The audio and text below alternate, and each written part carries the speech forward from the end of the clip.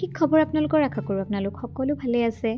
আজি মই অকণমান শ্বিলঙৰ ফালে ওলাই গৈছোঁ আৰু ওলাই যাওঁতে বতৰটো যে ইমান ভাল লাগে যেতিয়া অকণমানকৈ এনেকৈ চিপচিপকৈ বৰষুণ যাক আহে আৰু বিশেষকৈ তাত গৈ এনেকুৱা বতৰত ইমান ধুনীয়া ধুনীয়া পাত্ৰকেইটাত ম'ম' আৰু এই খাদ্যবিলাক আচলতে এনেকুৱা ৱেডাৰত খোৱাৰ মজাটো বেলেগ।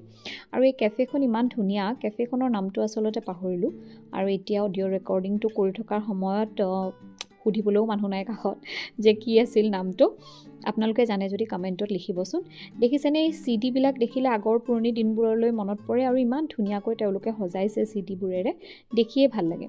আৰু ইয়াত এটা নামঘৰো আছে, নামঘৰটোৰ সন্মুখতো এখন ফটো মাৰিলোঁ, ভাল লাগে।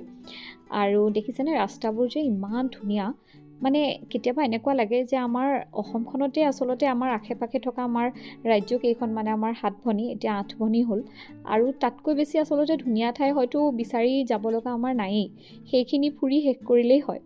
আৰু শ্বিলঙলৈ গ'লে সাধাৰণতে ভিভান্তাত থাকোঁ আৰু ভিভান্তাত আচলতে ৰুমবোৰ সৰু হ'লেও কিন্তু তাৰ যিটো ছিটিং এৰেঞ্জমেণ্ট তেওঁলোকে ডাইনিং স্পেচটোৰ কাৰণে কৰি থৈছে সেইখিনি খুব ভাল লাগে।